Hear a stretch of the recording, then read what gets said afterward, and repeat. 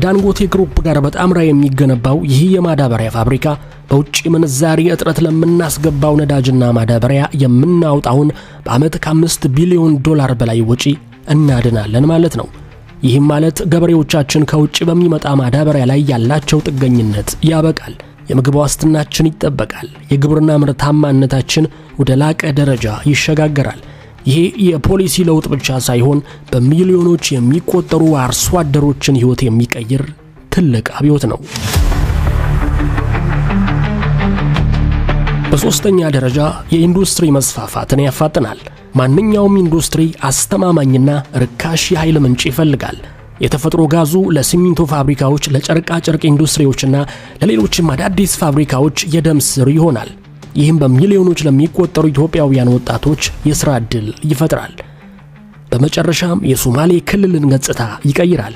ይህ ፕሮጀክት ለዘመናት ተዘንግቷል የሚባለውን የሶማሌ ክልልን የሀገሪቱ የኢኮኖሚ ማዕከል ያደርገዋል። በፕሮጀክቱ ዕቅድ መሠረት ከ600 ኪሎ ሜትር በላይ አዲስ መንገድ ይገነባል ወይም እየተገነባ ነው። ስለሆነም ለክልሉ ሕዝብ የሥራ ዕድል ይፈጥራል። ክልሉ ከሀብቱ የሮያሊቲ ክፍያን ያገኛል። የተፈጥሮ ጋዙ ለኢትዮጵያ የሚፈጥረው አዲስ ራዕይ ይህ ነው። እንግዲህ የኢኮኖሚ ነጻነት፣ የግብርና አብዮትና ሁሉን አቀፍ እድገት።